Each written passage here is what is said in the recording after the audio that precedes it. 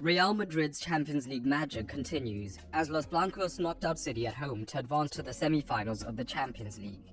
But was this a stroke of managerial genius from Ancelotti, or did they get the rub of the green? Let's examine this, starting with City on the ball as they dominated it.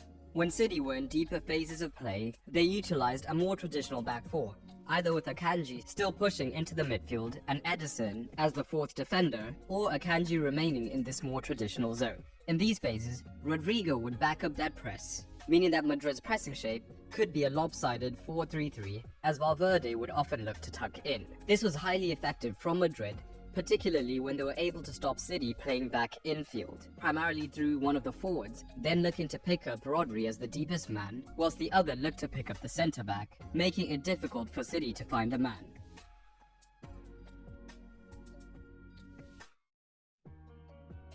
However, committing so many men to the left-hand side also left Madrid vulnerable on the occasions that City were able to find their way infield. They were able to break the press, particularly when City worked the ball round to Guardiola, who would then draw Valverde out of his midfield position. And now, with Rodrigo, Bellingham and Vinicius often still caught high from the press, City could make the most of their 3 versus 2 in the midfield, particularly with Rodri getting onto the ball and finally allowing City to move up the pitch almost unchallenged.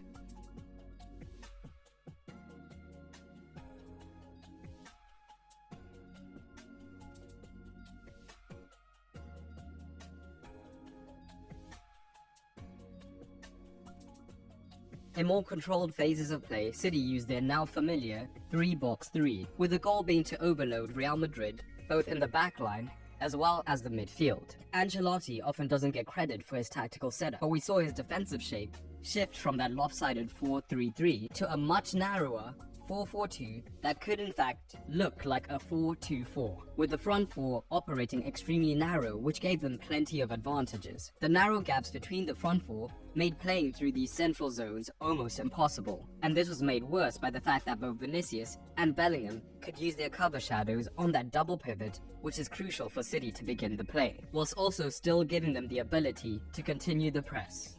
Whilst the positioning of the forwards freed up Camavinga and Toni Kroos to track these men in a more man-oriented manner when it was required.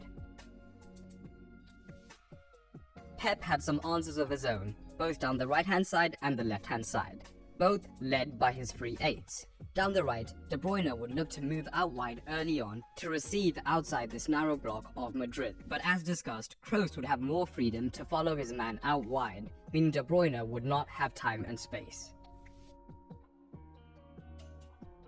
Akanji was given a lot of responsibility in the attacking phase by Pep, as whenever this occurred, it was up to him to move away from his man in Vinicius and into these more attacking midfield positions. And this would leave Toni Kroos with quite the dilemma. If he was to remain narrow on Akanji, then De Bruyne would get that space on the right-hand side that he so craved. But what we more often saw was Kroos being dragged out wide, meaning that Akanji could be found in this region. However, Akanji is a centre-back, so we saw plenty of occasions when he received in potential space, but his body orientation meant he wasn't prepared to turn and attack the Real Madrid goal, allowing Real to recover just in time.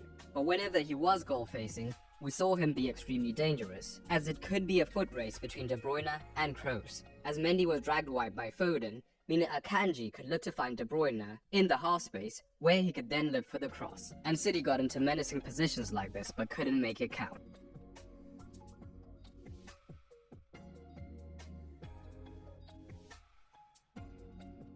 Down the left-hand side, Valverde could be much more aggressive in looking to close down his man in Guardiola. And whenever this occurred, it created opportunities for City, as Bernardo Silva was extremely mobile, looking for any pockets behind Valverde that he could look to exploit. And while Camavinga could stay with his man, it also freed up the 1 versus 1 opportunity for Grealish, and in the first half, City looked to find him time and again. This gave City options, as Grealish could go 1 versus 1 against Carvajal, and we often saw him probing in these positions, but he was never quite able to find his preferred back post cross to Haaland. But a dangerous secondary option to this was the half space run, often by Bernardo Silva, who Grealish would look to find time and again, as he could then look for the cross on his strong foot.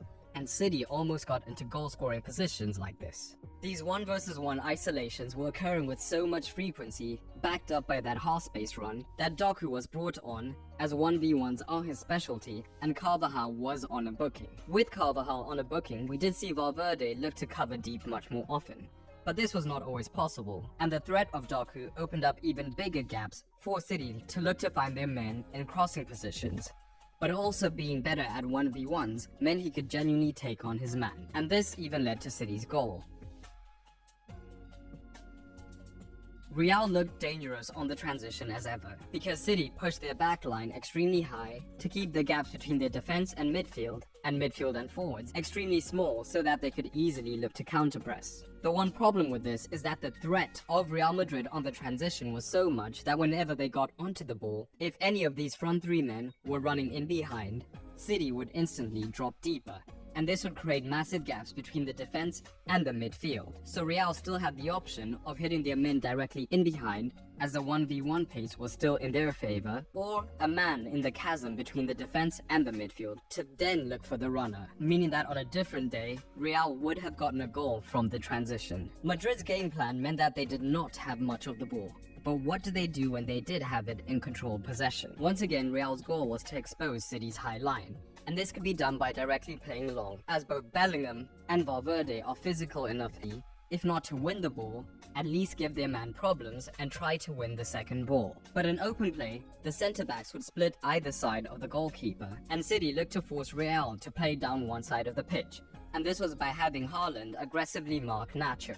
With De Bruyne and Bernardo Silva backing up the press, what this would now mean is that the obvious outlet was to Rudiger. However, Grealish would often occupy this position, ready to both cover Rudiger as well as Carvajal if the ball from the goalkeeper came over the top. However, Grealish wasn't always able to recover in time from picking up Rudiger, and in those scenarios, the responsibility fell on Guardiola to cover the man, and this would spell major danger for City, as Real effectively operated with a front 2, meaning they could have somewhat of a 4 versus 3 advantage, with Rodri looking to cover. And as discussed, having many willing runners in behind, as well as willing to show towards the ball, would cause the City backline all sorts of problems. And this led to Real's goal, as we see Guardiola pushing up to press Carvajal, leaving Diaz to cover his man. Bellingham and Vinicius are making runs as always, and Valverde draws in Diaz, giving Bellingham space. Eventually, Valverde is able to keep Diaz out of position, allowing Rodrigo to arrive at the back post to finish. Madrid's Champions League nous shone through, as once again they never panicked under pressure, both in open play and during the penalty shootout, setting up a clash of the European giants against Bayern.